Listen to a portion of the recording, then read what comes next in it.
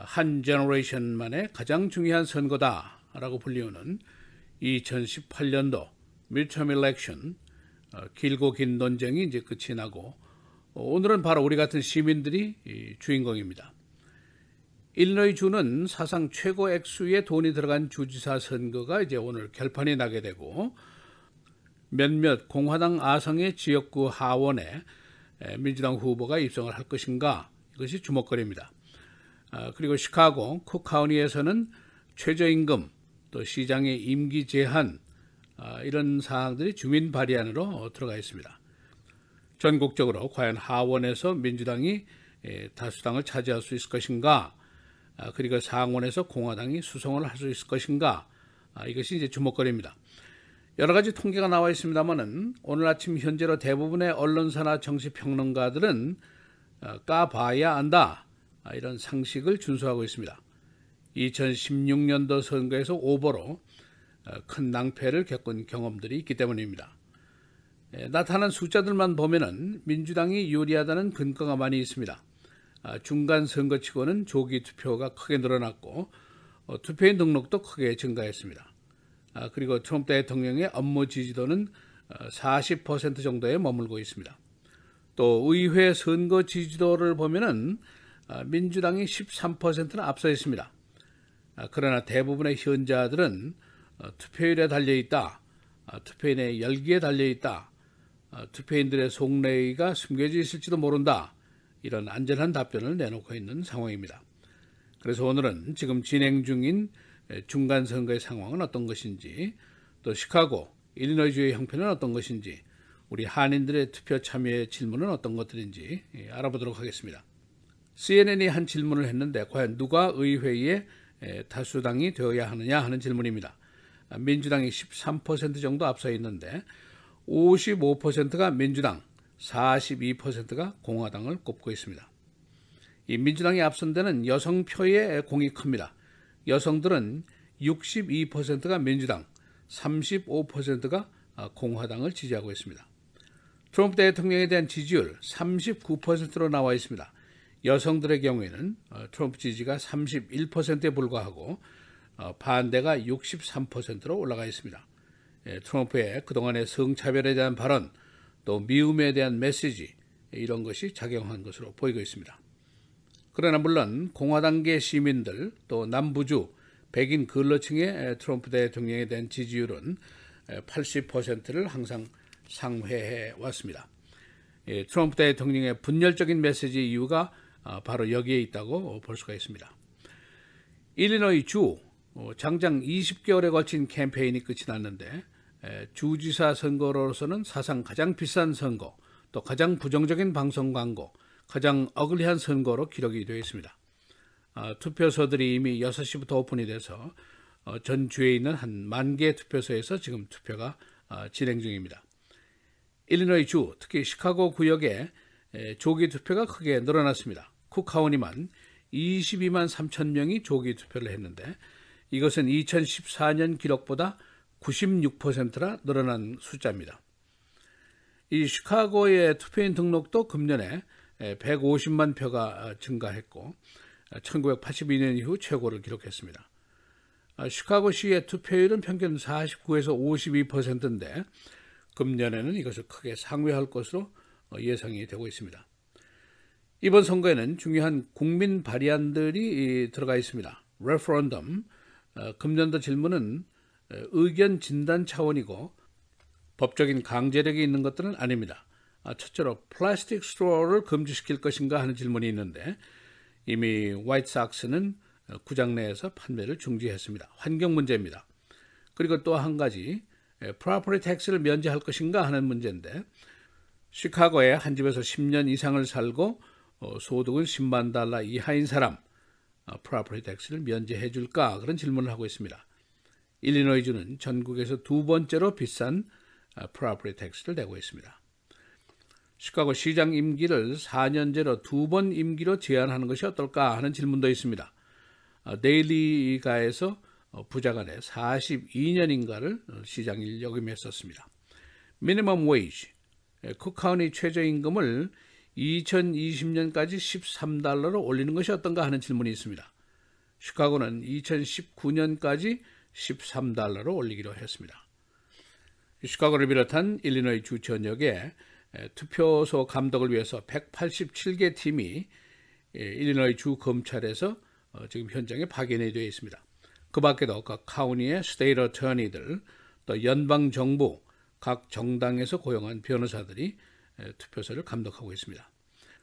주의사항 몇 가지를 말씀드립니다. 투표 시간은 오전 6시부터 오후 7시까지고 투표소는 거주지 부근에 있는데 웹사이트라든가 심지어는 셀폰으로도 확인이 가능합니다. 여의치 않을 경우에는 옆 사람에게 물어보는 것이 제일 정확합니다. 일리노이 주에서는 투표소 참관인이 투표인의 사진 첨부 아이디 제시를 요구할 권한이 없습니다. 그냥 주소와 이름만 대면 투표를 할 수가 있습니다. 또 투표인에게 불필요한 질문도 할 수가 없습니다. 만일 할 경우에는 신고가 가능합니다. 이미 등록이 되어 있는데 귀하가 시민이냐 아니냐 이런 질문도 할 수가 없습니다. 이것을 vote intimidation, 투표인 위협으로 간주가 될 수 있습니다. 이럴 경우에는 866의 our vote 여기에 신고를 할 수가 있습니다. 투표 절차를 이해하지 못하면 도움을 청할 권리가 있습니다. 투표소 참관인이 장애자 그리고 언어 지원이 필요한 사람에게 지원을 할 의무가 있습니다. 오늘 투표 결과는 대부분 네트워크들이 중부 시간으로 7시부터 중계를 하기 시작합니다. 그래서 어쩌면 자정 전에 일반적인 대부분의 결과를 알 수 있을 것으로 예상이 되고 있습니다. 일리노이 주에서도 일부 공화당 하원 의원들이 민주당 후보들에게 강력한 도전을 받고 있습니다. 예를 들면 일리노이 주 하원 6지구 션 카스틴 대 피터 라스캄, 그리고 14지구의 로레인 언더우드 대 랜디 홀트그린의 대결이 전국적인 관심을 끌고 있습니다. 그 밖에 조지아주의 주지사 선거에도 관심이 큽니다. 흑인 최초의 여성 후보인 민주당 후보 스테이시 에이브람스와 공화당의 브라이언 캠프와의 대결도 주목거리입니다. 만일 양자가 오늘 과반수 투표를 못하면 12월 4일에 런오프 일렉션을 다시 해야 됩니다. 그래서 오늘 결판이 나지 않을 수도 있습니다. 우리 한인사회, 이미 미국에 산 연저들이 깊어졌기 때문에 대부분의 한인들은 투표의 필요성에는 모두 동의를 하고 있습니다. 단지 이 후보들의 정견이라든가 정당의 정견 파악에 우리 커뮤니티의 리소스가 충분하지 않다는 데 문제가 있습니다. 쉬운 방법은 이슈별로 점검을 하는 겁니다. 텍스 컷, 돈에 관련된 문제입니다. 헬스케어, 건강, 의료와 관계된 것이고, 미니멈 웨이지, 내 비즈니스 또는 내 임금과 관련이 되어 있는 것입니다. 그리고 인정관계, 이것은 내 신분 또는 내 목숨과도 관련이 되어 있다고 볼 수가 있습니다. 인정 혐오 때문에 피츠버그에서 유태인들이 학살을 당했고 1999년도에는 인디애나에서 한인 윤원준 씨가 피살된 적도 있습니다. 미국과 미국의 대한국 정책을 놓고 망설이는 분들도 계십니다. 이럴 경우에는 나와 내 가족이 우선이냐 또는 내 친정집이 우선이냐 어느 쪽이냐를 결정을 해야 됩니다. 일반적으로 중요한 이슈들의 차례를 정해놓고 조목별로 pros and cons를 계산해보고 나오는 답이 결국 나의 정답이라고 볼 수가 있습니다. 어떠한 결정을 하든지 그것은 개인의 전적인 자유입니다. 단지 잘 알고 했느냐, 이성적이고 합리적인 판단인가 질문을 한번 해보기도 합니다. 자칫하면 적에게 칼을 넘겨줄 수가 있기 때문입니다. 시사해설 김정일입니다.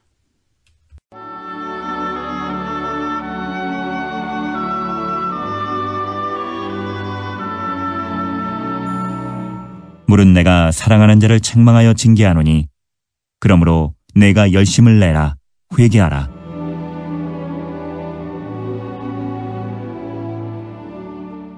복된 소식 아름다운 소리 AM 1590kHz 시카고 기독교 방송입니다.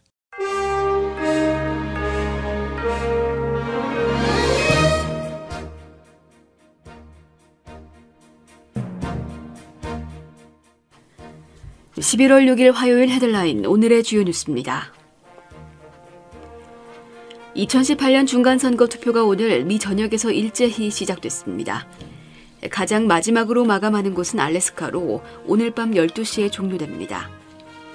어제 마감된 사전투표 총수는 2014년 중간선거보다 크게 증가한 것으로 나타났습니다. 언론에 따르면 사전투표에 참여한 유권자는 3,526만 6,881명으로 2014년 2,100만 명을 크게 넘어섰습니다. 어제 언론은 하원 선거에서 민주당 지지율이 공화당을 크게 앞선다고 보도했습니다. 응답자 중 55%는 민주당을 지지, 42%가 공화당을 지지하는 것으로 나타났습니다. 하지만 막판 경제, 불법 이민 등의 이슈로 공화당 지지층이 결집하면서 민주당과의 격차를 줄여나가고 있어 낙관할 수만은 없다는 지적도 나오고 있습니다. 트럼프 대통령은 중간선거를 하루 앞둔 어제 공화당 지지를 호소하며 총력 유세를 펼쳤습니다. 어제 하루 동안 오하이오주 클리블랜드, 인디애나주 포트웨인, 미주리주 케이프지라도를 오간 트럼프 대통령은 민주당이 캐러밴을 지원한다는 의혹을 되풀이하며 반이민 메시지를 이어갔습니다.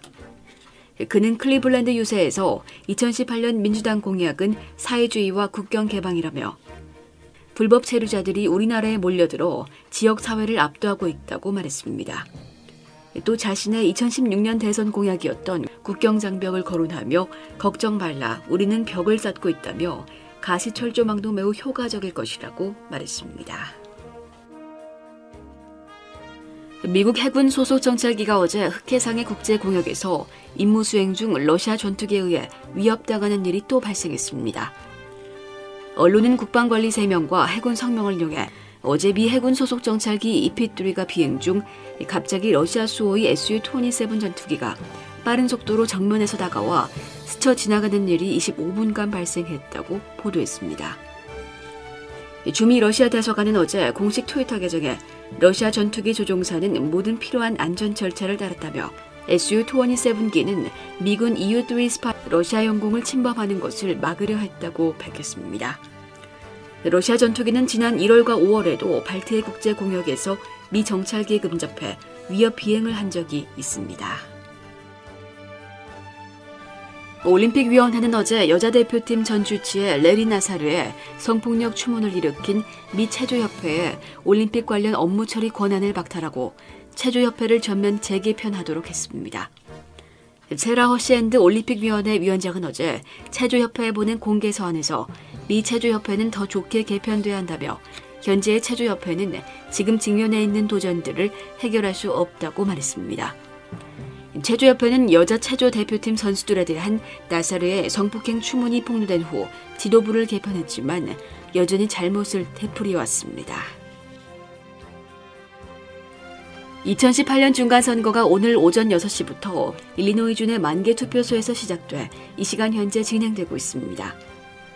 금년 선거에는 조기 투표와 투표인 등록이 기록적으로 증가해 오늘 투표율도 높을 것으로 예상됩니다.